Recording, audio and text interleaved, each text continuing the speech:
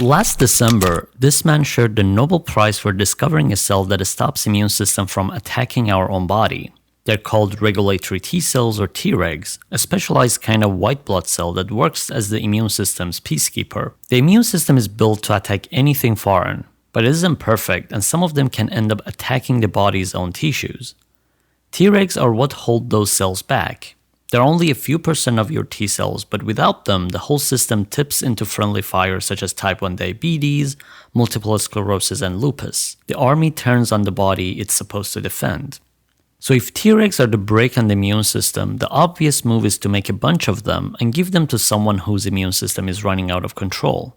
To do that, you need to know what actually makes a cell a Treg in the first place, and it really comes down to one gene, FOXP3. FOXP3 is the master switch. Turn it on and an ordinary T cell becomes a Treg. You take a naive T cell, activate it, and give it two signals, TGF-beta and interleukin-2. FOXP3 comes on and you made a Treg in a dish. But there is one problem. These cells are unstable. Under stress, FOXP3 switches back off and some of them flip into the same inflammatory cells they were supposed to keep in check. That's why you can't just induce a batch of Tregs and infuse them. They're too unreliable.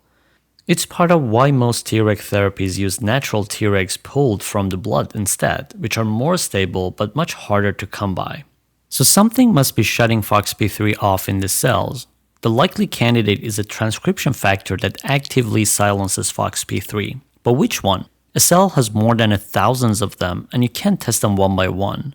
That's where the CRISPR screen comes in. So his team ran a knockout screen with CRISPR. The logic behind it is pretty simple. If some gene is holding FOXP3 down, then knocking that gene out should let FOXP3 comes back up. So rather than guessing which gene it is, you just start switching genes off and watch what happens to FOXP3. A knockout screen lets you do that for every gene at once. You start with a library, a huge pool of guide RNA, where each guide points CRISPR at one specific gene to cut. There is a guide RNA for thousands of genes in the genome. You put that whole library into a big batch of T cells, but you set it up so each cell only picks up one guide RNA. So every cell ends up with a single gene knocked out, and across the whole population. Then you push them towards becoming Tregs and sort the cells by how much FOXP3 they're making with flow cytometry. High on one side, low on the other side. Now you sequence them to see which guide each cell was carrying. If knocking out the particular genes keep landing cells in the FOXP3 high group, that gene was acting as a brake on FOXP3. If it lands them in the low group, it was helping FOXP3 along. So when you run the screen, the hits comes out as a volcano plot. Every dot is a gene. Knock out the genes on one side and FOXP3 drops. Those are the positive regulators, the ones FOXP3 needs. Knocks out the genes on the other side and FOXP3 climbs. Those are the negative regulators, the brakes. And right at the top of the brakes are two genes, RBPJ and HDAC3. So the result is interesting, since the RBPJ was one of the central transcription factor in Notch signaling pathways.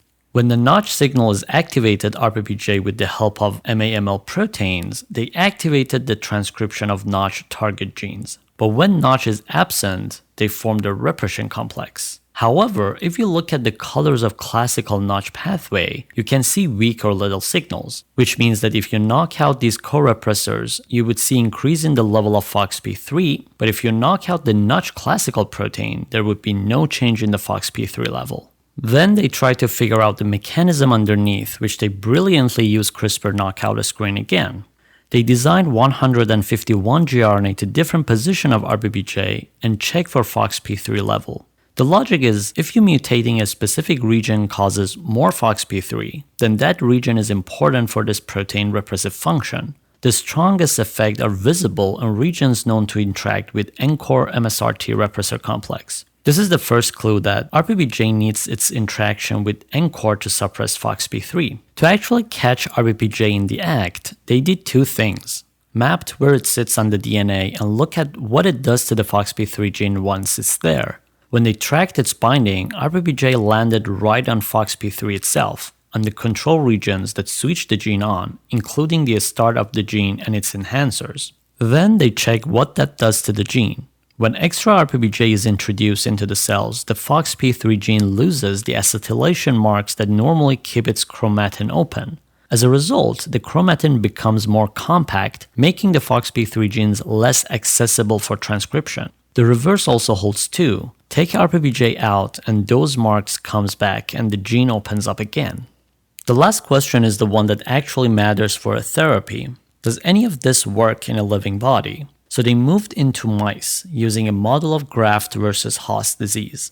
The setup is straightforward. You give the mice a dose of human immune cells that treat the animals as foreign and start attacking it, which sets off a lethal runaway immune reaction, exactly the kind of out-of-control response Tregs are supposed to shut down. Then you add Tregs into the mix and see whether they can keep the mice alive. The mice with no Tregs died, and so the ones given normal induced Tregs. Those are too unstable to hold up. But the mice given the RBPJ knockout Tregs survived, and they did about as well as the ones given real natural Tregs. It's amazing how a single gene knockout can make such a dramatic difference, taking a lab-made cell from barely functional to something that closely mimics the real thing. What do you think about this study and the author's experimental approach? I'd love to hear your thoughts in the comments below. I hope you enjoyed this video and thank you for watching.